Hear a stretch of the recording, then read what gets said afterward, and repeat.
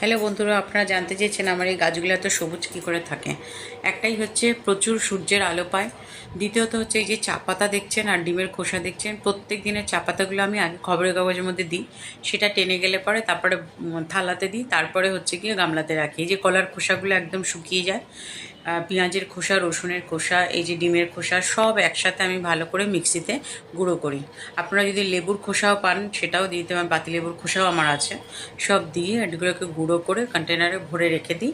তবে হ্যাঁ, এটা ইনডোর প্ল্যান্টের জন্য খুবই ভালো, কিন্তু আউটডোর প্ল্যান্ট মানে ছাদের গাছের জন্য যদি আপনারা দেন ভালো তো অবশ্যই, কিন্তু ফাঙ্গিসাইড দিয়ে ভালো করে না মিক্স করে দিলে বা নিম খোলের সাথে না দিলে পরে গাছে কিন্তু ফাঙ্গাল লাগতে পারে, ফাঙ্গাল ইনফেকশন হতে পারে। তো তার জন্য আপনারা সেটা বুঝে অ্যাপ্লাই করবেন। আর যেটা সবচেয়ে বড় কথা হচ্ছে যে গাছের জন্য হচ্ছে গিয়ে বিরিয়ানি, এই যে দেখছেন কন্টেনারটার মধ্যে আমি রেখেছি। তো সবচেয়ে বড় কথা যেটা হচ্ছে যে বিরিয়ানি হচ্ছে গিয়ে গাছের জন্য হচ্ছে সর্ষের খোল। আপনারা এনে বাজার থেকে 4 দিন জলের মধ্যে খুব ভালো করে চেপে ঢেকে রেখে দেবেন। তারপর জল দিয়ে মিক্স করে পাতলা করে গুলে প্রত্যেকটা গাছে নির্দ্বিধায় দিয়ে দেবেন আরামসে। দেখবেন গাছ কীরকম সতেজ হয়। আশা করি ভালো লাগলো। ভালো থাকবেন, সাথে থাকবেন।